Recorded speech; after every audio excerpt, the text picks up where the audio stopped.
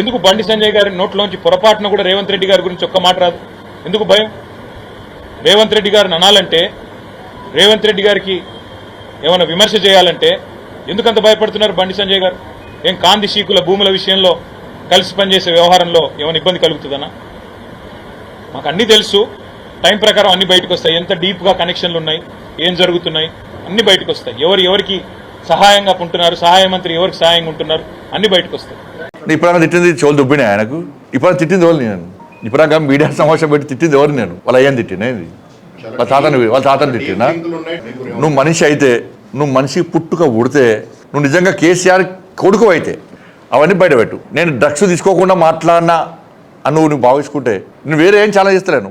నీకు 24 గంటల టైం ఇస్తున్నా, నువ్వు బయటపెట్టు. నువ్వు మనిషి పుట్టుక ఉడితే, లేకుంటే నేను మనిషిలకు ఎవరు గ్రహించాను. అయితే జంతువు కంటే చీమ కంటే హీనంగా నీ బతుకు అని చెప్తే సమాజం, తెలంగాణ సమాజం చెప్తా. చీమ కంటే హీనమైన బతుకు కేసీఆర్ కొడుకుది. వేస్ట్ ఫెలో, అన్ని ఫాల్తు రాజకీయాలు చేస్తాడు, ఫాల్తు కామెంట్ చేస్తాడు. నువ్వు మనిషివి, నీదో బతుకు. తెల్లారు లేస్తే అవి పొట్టు నీ బతికేని చెప్పు. మళ్ళీ చెప్తాను, 3 తల షర్టు నుంచి ఇన్ని వేల కోట్ల రూపాయలు ఎట్లా వచ్చినా చెప్పు నీకు. నాకు చలో, నా ఆస్తిపాస్తుల విచారణ చెప్తాం, నీ ఆస్తిపాస్తుల విచారణ చెప్తాం, నీ కుటుంబ ఆస్తుల మీద విచారణ చెప్తాం, నా కుటుంబ ఆస్తుల విచారణ చెప్తాం.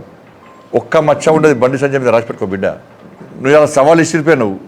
నువ్వు మనిషి అయితే, మళ్ళీ చెప్తున్నా, మనిషి అయితే దానికి సిద్ధమై ఉండు. 24 గంటలు, 48 గంటల టైం ఇస్తే బయటపడు. నువ్వు ఏ ఒక్క ఆధారం బయటపడు. చలో, రాజకీయ పక్క పెడతా. ఇది బట్టి ఒకదంపుడు ఏదో మీద చెప్తలేను. నేను మాట ఇస్తే పక్క నిలుపుకునే వ్యక్తి. నేను మాట కట్టుబడి ఉండే వ్యక్తి. నీలక ఇట్లా ఒకడు మొరిగి అటు పోయటం కాదు నేను. నువ్వు మనిషి పుట్టుక పుడితే, కేసీఆర్ పుడితే, కేసీఆర్ కొడుకు అని నువ్వు భావిస్తే నువ్వు బయటపెట్టు.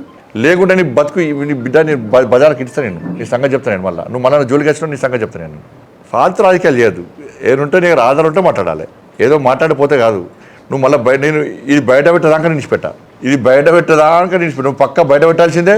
లేకుంటే సంగతి అంతా చెప్తాను. నువ్వు కరీంనగర్కి వస్తే మాత్రం నేను పక్కా అడ్డుకుంటాం. నువ్వు రెడీ చెప్తావు, రెడీ. ఎప్పుడు కరీంనగర్ వచ్చినా అడ్డుకుంటాం. నువ్వు నా మీద చేసిన ఆరోపణలు బయట పెట్టే వరకు కూడా కరీంనగర్లో నువ్వు అడుగు పెడితే మా భారతీయ జనతా పార్టీ కార్యకర్తలు పక్కా అడ్డుకుంటాం. లేకుంటే నేను మాట్లాడి తప్పని ఒప్పుకో.